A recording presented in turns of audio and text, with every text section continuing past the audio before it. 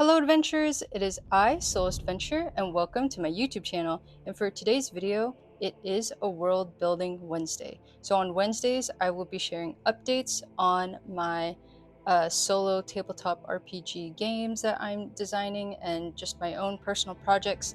And then two, we're also going to be covering a topic that's kind of related to the tabletop RPG kind of world and kind of just some questions that I've gotten from people on Instagram or on YouTube, and so I will be covering that. So for the first update that I want to share with you, Dungeoneer for Hire is almost done. I will release it next Wednesday. So on Wednesday, that'll be ready for you guys to play, and it'll be free. And of course, you guys can like donate if you want to like support me and my adventures. But I want it to just be very accessible for people, and so I hope you have fun with it.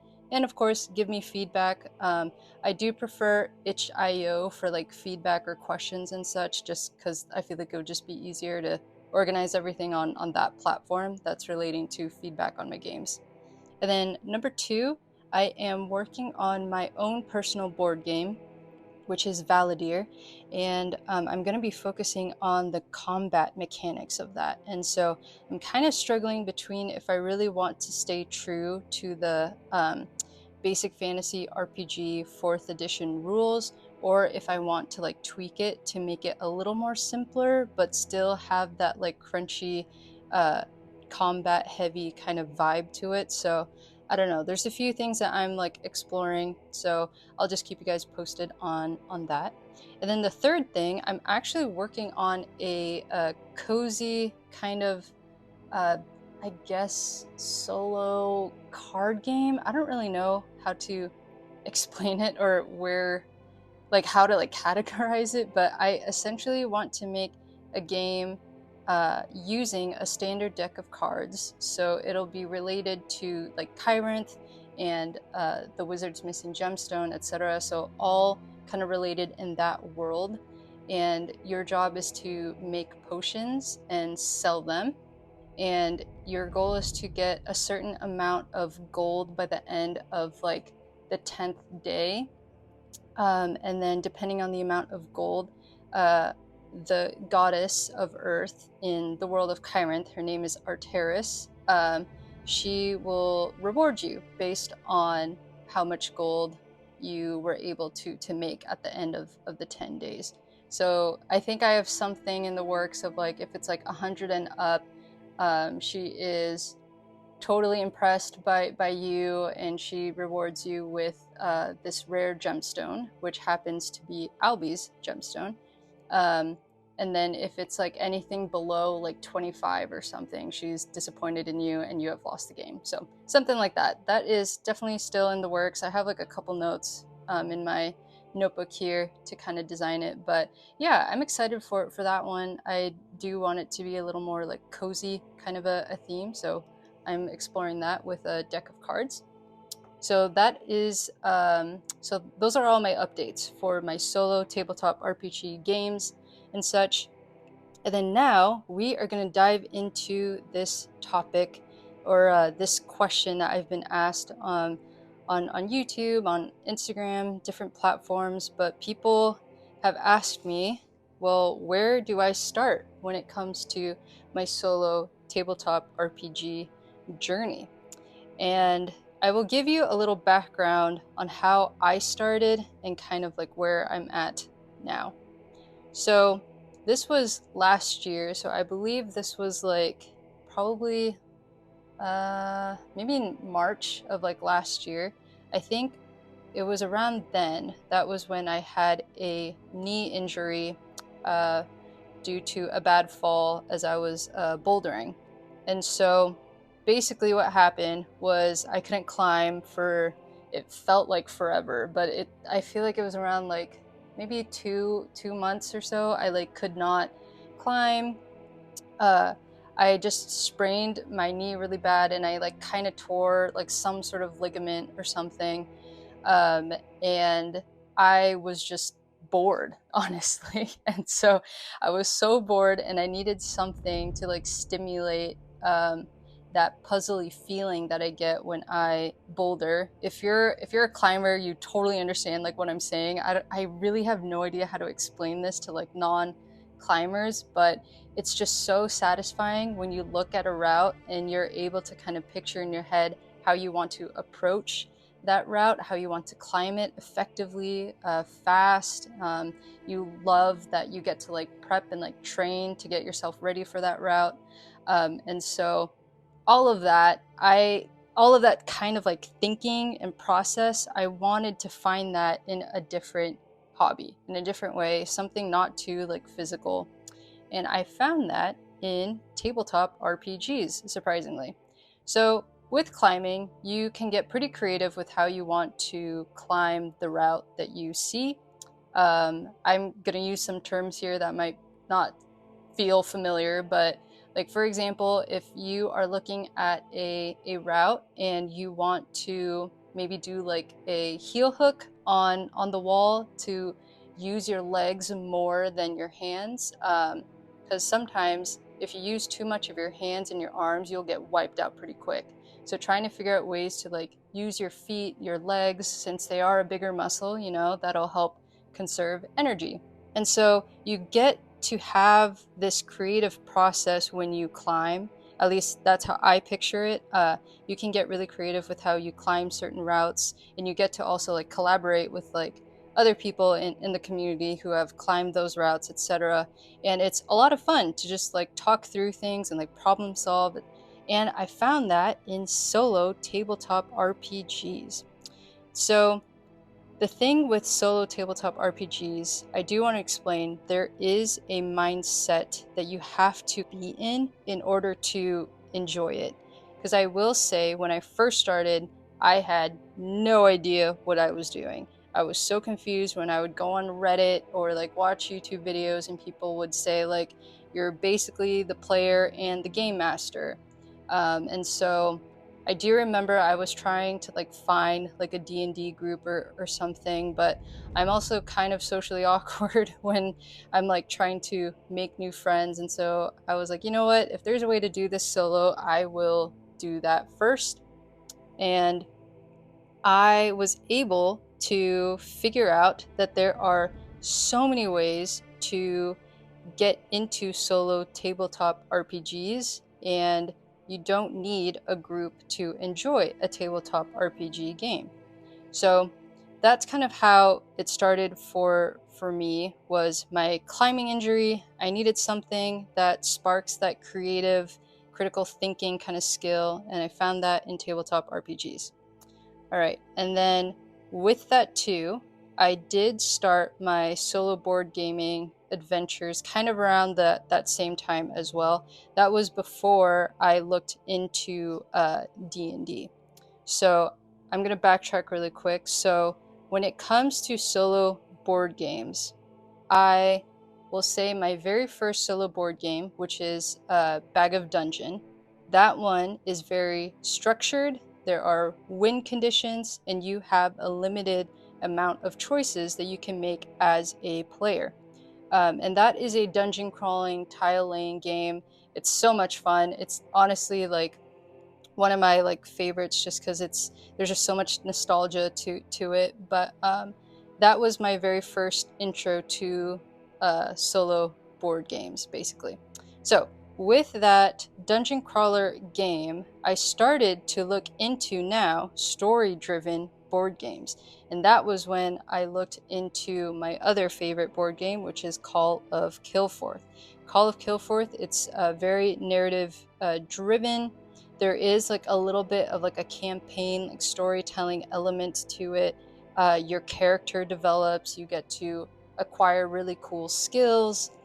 You get to level up your character and progress in that way after you reach like a certain point in your personal saga, etc.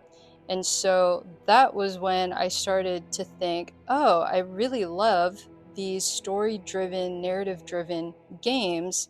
And so I wonder what else is like out there, because I felt like it was still a little bit under that structured kind of feeling of board games, and I wanted more open world. And that was when I learned about tabletop RPGs. And so with solo tabletop RPGs, I realized that is where I can find that open world sandbox kind of feeling.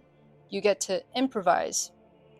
There are so many tables that you can use and roll on, and you get to interpret it in your own way. And it's also very character driven, so you're not limited by these rules from like board games on like what you can and you can't do.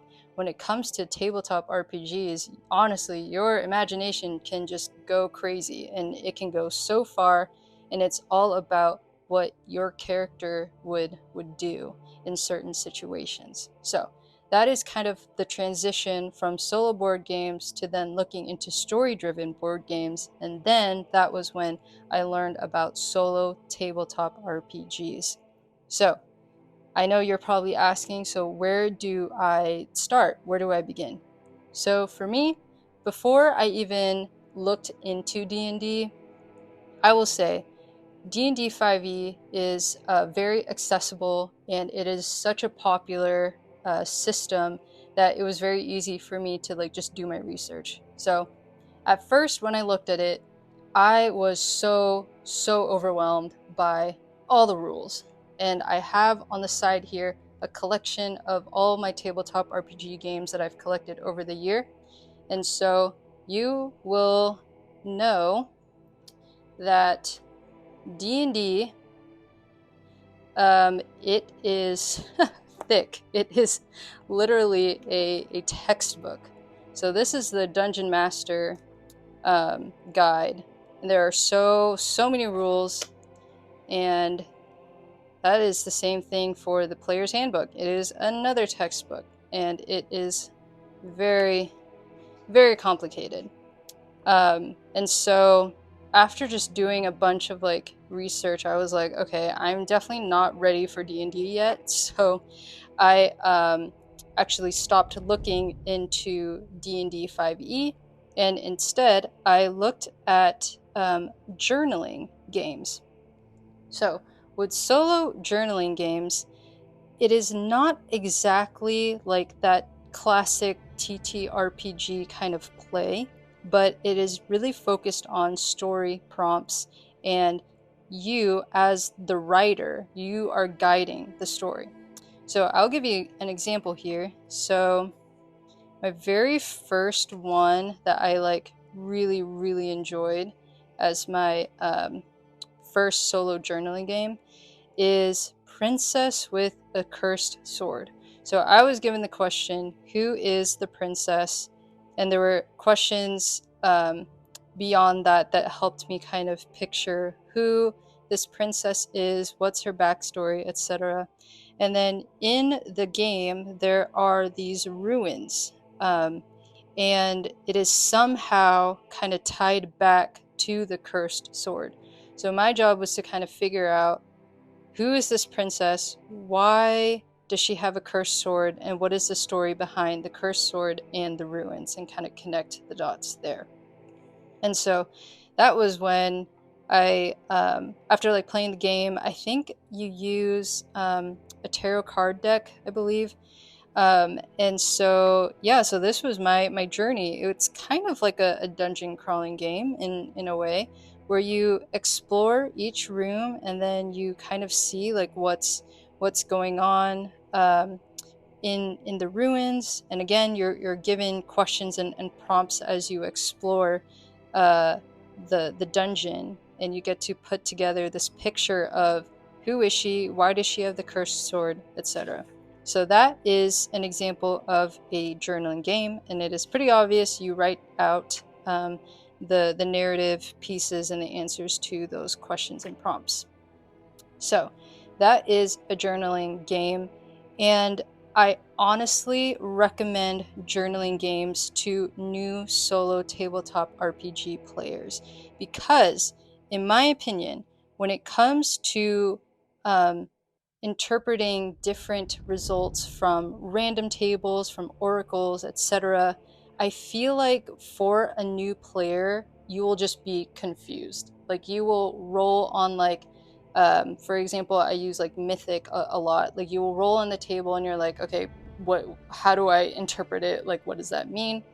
And so for journaling games, it actually helped me kind of learn how to connect the dots with different things. And so I always recommend at first for folks to get into solo journaling, or you don't even have to like get into it, just like try a solo journaling game so then you can practice that way of like thinking. And this is kind of tying back to my point earlier, is that there is this mindset shift that you are both the player and the GM in solo tabletop games. So I always say try a journaling game, get some of those ideas to flow through you, and then you'll start to feel that click. Like, I feel like it doesn't click right away, but eventually it will. And then this mindset shift will slowly make more sense to you. So I always say to start out with solo journaling games. And there are a lot on itch.io. Like, I feel like this Princess with a Cursed Sword one, like this one I found on itch.io, and it was free, I believe, at the time at least. But I always say to use that site or Drive-Thru RPG to look into journaling games. It will really help kind of force that like mindset shift that I'm talking about here. All right, so that's one type of a solo tabletop RPG game. A second one that I'd like to talk about are game books. And game books are definitely different. It's narrative driven. It's all about how the adventure progresses depending on the choices that you make. And again, these are choices that are obviously designed by like the author. So the author has come up with various types of endings, and it is up to you how you want to go forth in that adventure. Yeah, so I have these three as an example. So What Lies Beneath, this is a really fun one. I've shown a few playthroughs on my YouTube here, but this is a solo dungeon crawler, but I say it's more of a game book because you are given certain choices here. And so depending on what choice you make, you read the flavor text here, and then depending on the choice, that is when you go to the next part. So like, for example, if I want to hike northwest, I go to E175, and that is when I flip to E175. And then you just keep going, etc., until you are given the prompt that you have completed the adventure, or if you have died sadly. So here is an example of a dungeon crawler game book. Another one, this is another dungeon game book. There is no story really to this. It's literally just a quick dungeon crawler kind of game and adventure with just some dice rolling. It's very simple, but I will say that there is not really a huge story with this one. It's really just for like a quick combat kind of thing. Sometimes I bring this with me on vacations or something if I just want like a really short and nice like adventure. So these are two game books. Here is another one. You've probably seen this one before on my channel. I'm doing a playthrough on this, but this is a perfect example of a choose your adventure kind of like game book here. So it's the same thing. You pick what you want to do, and then you turn to the page, and then you read the flavor text of kind of what is going on in the narrative. And so, yeah, so these are examples of solo game books that you can play.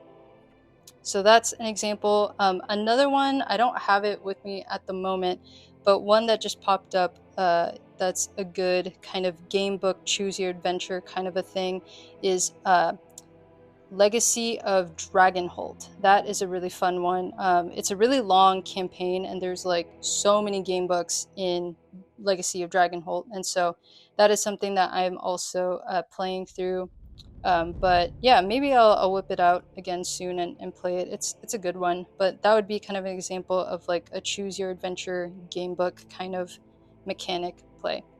And then another one I want to cover before I dive into systems here, dungeon crawler specific kind of games. So a couple of examples that I have for that would be these ones over here. So yeah, so these ones are like dungeon crawler specific. So you've probably seen me talk about this quite a few times on my socials here, but For Against Darkness, this is a dungeon crawling specific game, and it is solo, but you do kind of manage 4 different characters as you are navigating the dungeon. But essentially, you create your characters, so you create 4, and then after you're done with character creation, you roll on the tables to see what the room ahead of you is like, and then you roll to see what you encounter, and then you resolve that encounter. It could be a boss monster, it could be like the minions, or like special events that happen, etc., or even traps. And so that is kind of, there's not really a story with this one. This is just really a quick dungeon crawling kind of game as well. But I will say that there is a supplement to this, which is Tales from the Adventurers Guild, and this kind of helps add some, I guess, like storylines and context to your adventures through For Against Darkness. But you don't need this in order to play this. It's just like a nice little add-on here. So that's one. And then by that same author, there is Alone Against Fear, and this is a horror themed, and this one has more of a storyline with it.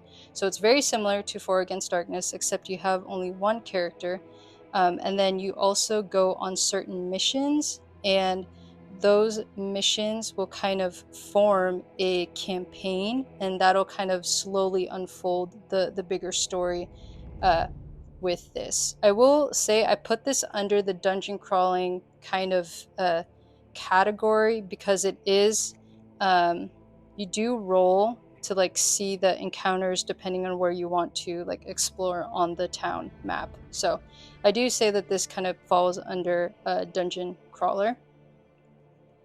And then this one, this is actually a Kickstarter that I backed, but this is by Dungeon Havoc, and this is Korg, Scars of Silvos.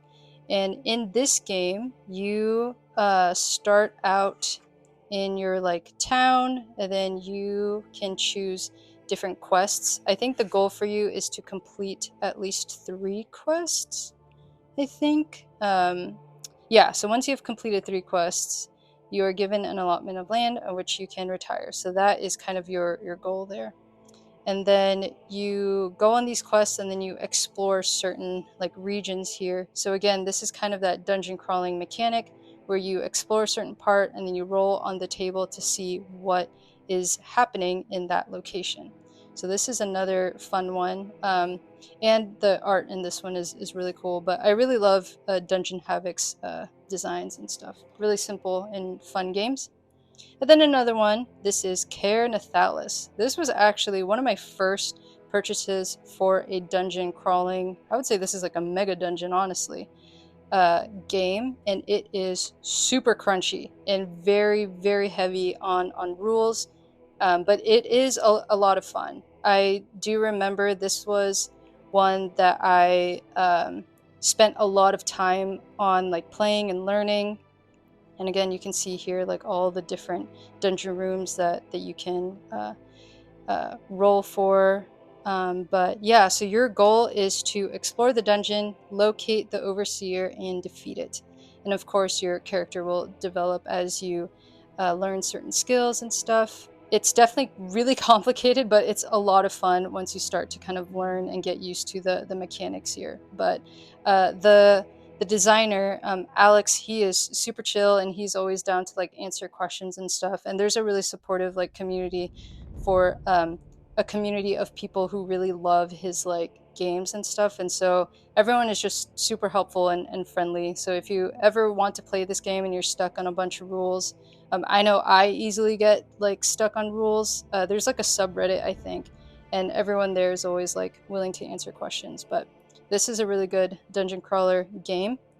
And then this is not a dungeon crawler, but I did want to point this one out. This is heavy on combat. So this is Carnage and Aether, and it's by Alex T, the same guy, and it's all kind of revolved around the world of Caernathalis. But this one is specific to um, combat. I feel like it's really heavy on combat and like leveling up your character.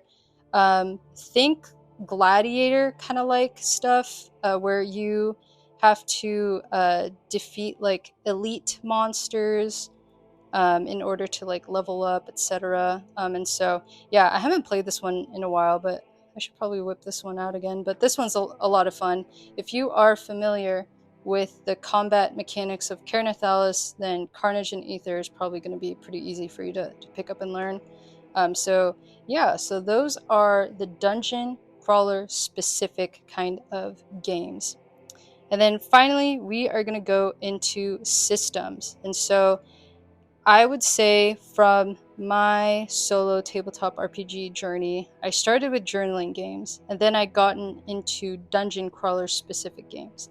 And then from there, that was when I was like, okay, maybe I think I'm like ready for D&D, because that was also when I started to watch a bunch of different solo tabletop RPG content creators on YouTube, and I started to get really inspired by how they created their own worlds and how they are playing their own games and campaigns. And so that was when I started to look into D&D 5e. And one thing that I realized is I don't have to play by the rules. Like, for example, there are so many rules about like uh, different things that a wizard can do, but a barbarian like can't do, or etc. Or there's rules on like spells and stuff like that. And of course, I do try my best to honor and recognize the original design and stuff, but sometimes tweaking homebrewing rules and stuff is just necessary for you to understand how you play and how you have fun and engaged. And so I think it's also really important that you acknowledge not just like the rules here, but you acknowledge how you play yourself and make sure that you are doing what you can to have fun, because at the end of the day, it's all about having fun. So that was how I got started with my learnings about systems and how there are so many different types of systems. Like D&D 5e is very heavy on like class based like systems, but there are also other tabletop RPG systems that are rules light, narrative driven. There's also OSR, and that's one that I've really gotten into lately. So for example, I feel like it was this one. Yeah. Cairn specifically, this was like my first intro to OSR. And so I love, first of all, how simple it is. Like you can see it's only, how many pages is this? Like 20? 20 pages. And there are only like 3 abilities that you track, whereas in D&D there are a lot. And so I felt like this was a really good intro to OSR because it's less about the rules.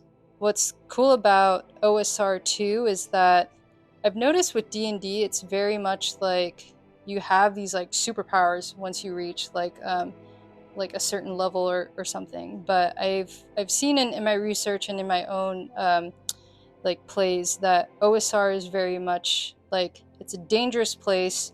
Heroes are like basic people. They don't have these crazy superpowers or anything. And it's really all about how do these characters problem solve if they are literally about to get attacked by a dragon, you know? And so that's an example of systems. Here's another one. I still need to play these two. These two I haven't played yet, but I heard really good things about White Box. I'm really excited to check out.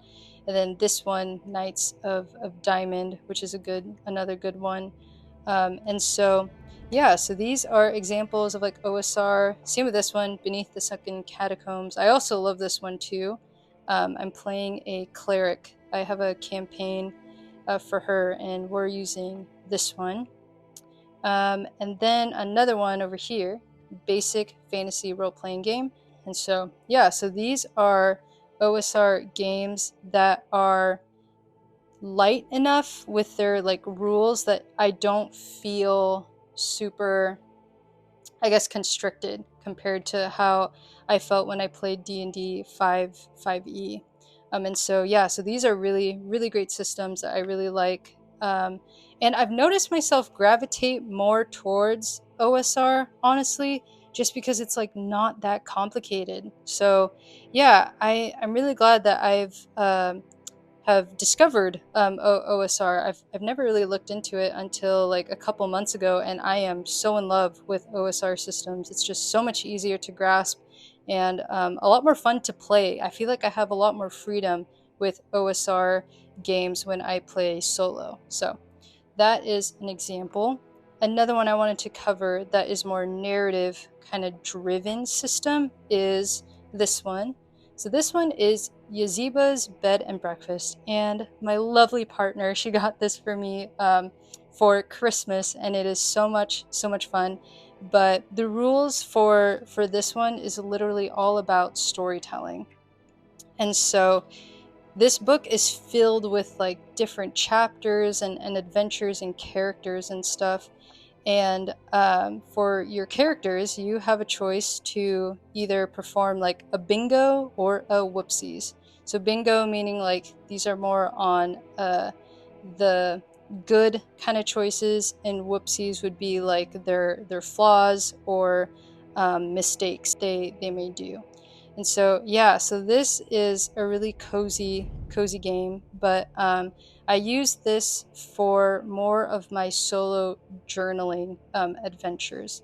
And so yeah, I kind of use it for solo journaling, and I've played this a couple times with my partner, and we've had fun exploring all the adventures found in the bed and breakfast of Yaziba. So this is a good narrative driven kind of system. So that's an example of that.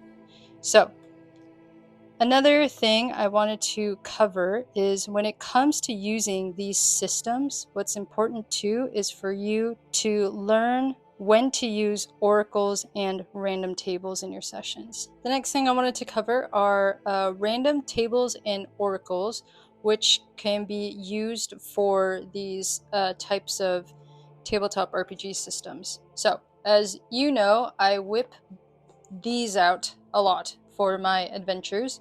So Mythic has a fate chart, and this basically tells you a yes and no and kind of what happens if it's a little more complicated. Like if you roll doubles of a number, then a random event would happen. And then with those random events, you can roll on these tables to give meaning to certain scenes that happen. This is a very, I guess, crunchy kind of a yes or no oracle. So this, I forgot to actually mention that here. So oracles are kind of a yes and no kind of table, basically. So that's what oracles are. Uh, this is an example. Another example is another one I've seen. People use a standard deck of cards as well as an oracle. Like maybe you pull out a certain type of face card, or maybe a certain type of number, which can showcase if something bad or good is going to happen in the scene. So those are oracles. So oracles are made to kind of help shape kind of what's going on in your story or in your campaign. And another thing on top of the Mythic Game Master emulator is this supplement, which is the Adventure Crafter.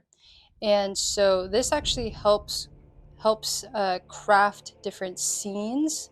Like maybe in the next scene, maybe it's a personal scene, and then depending on what you roll. Okay, so we got here like a 65, for example, and then you would go to 65, which is personal. And so it says here, all about you. So whatever the main action of this turning point is, it's focused primarily on one character. So that's an example of using the Adventure Crafter. This is also a really good tool to help craft NPCs as well, and their like backstories. Like here, there's like a special trait for this character. maybe this character is not connected to the plot line, or maybe this character is. Maybe the character is connected to an existing character, etc. So this is a really good tool to kind of help craft different scenes. If you want your session to be a little more around the element of surprise, then you can use this to kind of shape that as well. So that's an example. All right, and then for this other oracle, this is a OSR solo role-playing guide book by Arcane Sword Press. I really, really love this one. This obviously fits really well with my OSR systems that I showed earlier. And this also has a nice oracle here. So you can roll this twice and then you add up the results. And then if you have odds, then that would be a yes. If you have evens, that would be a no. I do go into depth in another video. I'll link that down in the description, but I cover kind of the basics of these two. These are two really cool tools that I love. Sometimes I find Mythic a little too complicated and crunchy for my taste, depending on the tabletop campaign that I'm like playing. And so sometimes just using this with the simple 2d6s, that's really helpful for me to just navigate the story and not get stuck as much. That is an example of oracles and random tables. So that's an example of random tables and oracles, which are really nice to use for your tabletop systems here. And then a couple people have asked me some tools that I like to use for my solo tabletop RPG sessions. And I really love pens and pencils and this notebook. Honestly, it has literally all of like my adventures in it. And I love that it's graph paper too, so then I can like draw dungeons and such. So those are like my favorites. And then my dice here. And then obviously these are optional, but you don't need to have like fancy maps or like a dice tower or minis. I mean, that obviously like adds to the experience. And I think for your solo tabletop RPG experience, you do want to make it special to help get you engaged into your session. And so put whatever you need on the table to help you get into that like zone, or you can even just do theater of the mind. There are some games that I play where I do just picture different scenes in my head. So that is an example of tools that I like to use for myself. And then next, I do want to cover this mindset shift that I was talking about, which is where you have to balance being both the player and both the game master. And so essentially, for your player, you as the GM would know certain things that is happening in the story, right? But your player does not.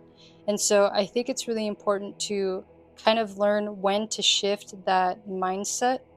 And so I think to help with this, where you want to switch between being a game master, navigating the story, to shift from that type of perspective to being the PC, make sure that your PC would kind of go through certain points in the story where then certain information is revealed, for example. And then I think that will help kind of navigate the process of like when to keep the scene going or when the PC finally discovers something, etc. And that is actually what is really cool about this adventure crafter tool, is it does that for you.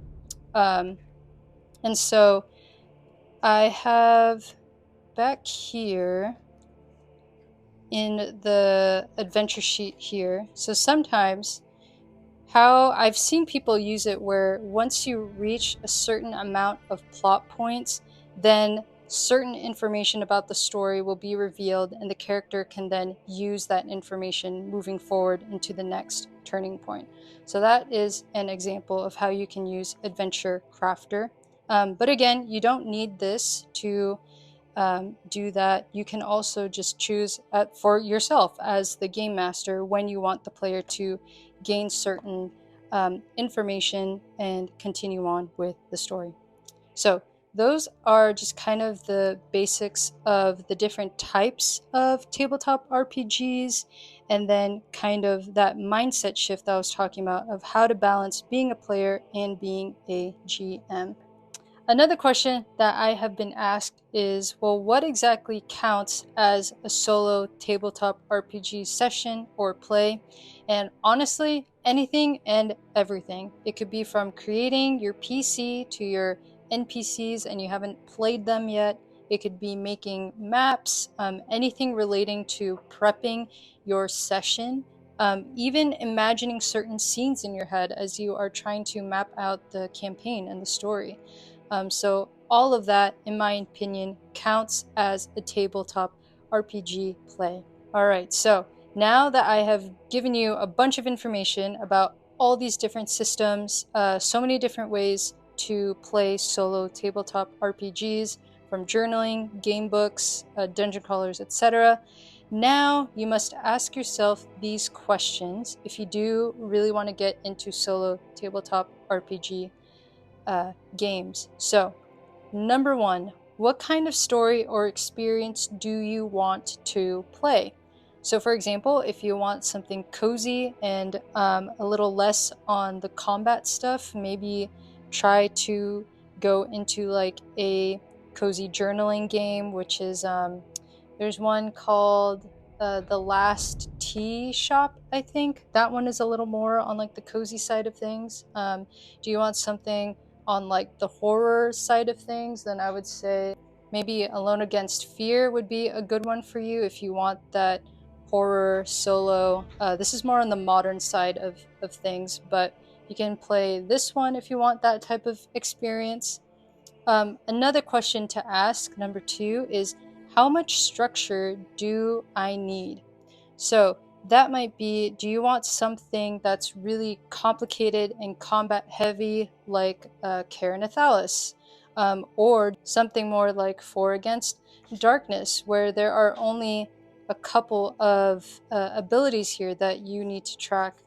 Yeah, it really depends on how complicated and how much time you're willing to like learn the system. So another question to ask yourself is, how much time do I need to prep and set up for my adventure?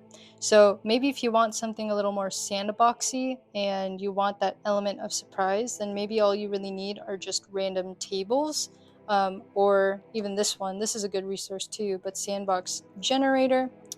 Um, Another thing to think about is maybe you want to just dedicate time to create a really cool campaign and the NPCs and the towns and the factions, etc. So it's really up to you how much time you want to do all of that. And then another thing, how do you want to track things? Do you want to draw? Do you want to write? Maybe do like a little bit of both. Again, it is up to you what you prefer. Another thing is to think about would be, do you want a little or a lot of randomness? Again, that kind of goes into this as well. If you want like that sandbox element of surprise kind of a thing. But the other thing to think about with randomness too is maybe you don't want to use an oracle, a yes or no table. I've seen people here on YouTube where they play uh, in a way that they just simply make the decision as the GM and they just go with it. They don't want to deal with asking the fate chart certain things. So that's another thing to think about as well. Like maybe you just need to, set your foot down, make that decision, and let your player play out that scene. And lastly, what type of adventure are you looking for? Do you want something on the cozy side or brutal? I kind of said that as like my first point, but I think that is a really good question to ask yourself every time that you want to play. What are you feeling, basically? Because with solo tabletop RPGs, it definitely takes quite a lot of brain power. I will say, do not burn yourself out. If you're not having fun, then just stop, take a break, maybe play a different game or try a different system. So just making sure that you are experiencing just what makes solo tabletop RPGs fun for yourself. If you have already tried it and it's not for you, then that is okay. Because I know with solo tabletop RPG games, Again, it does take a certain type of mindset shift when you approach this type of style of play, because it is really different. So those are the questions that I want to encourage you to ask yourself. All right, so I have given you all of this information.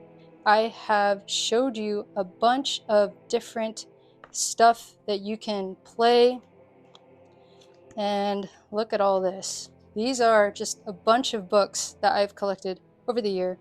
And one thing I do want to say is stick to one system, play it really well, enjoy it, and then you can try other systems. Do not get overwhelmed and don't fall for that trap where you have to buy a bunch of stuff. Make sure you just take advantage of even like free ones on itch.io. You will get overwhelmed. And so I encourage you, if you are starting out, start small, start simple, and slowly build your adventures and your exposure as you are doing that. So I will say you do not need all of these books to have fun and make your adventure immersive. This is a type of style of play where you just use your imagination. So I want to encourage you to use your imagination and just write down ideas, get inspiration from books, from movies, from other content creators who also do solo tabletop RPG plays. And most importantly, make sure that you are having fun. So I hope that those tips are helpful for you, adventurers. Again, if you have any questions, please let me know. My DMs are always open, and let me know if you also want me to cover other topics around the world of solo tabletop RPGs. So, all right, well, thank you, adventurers. Till next time.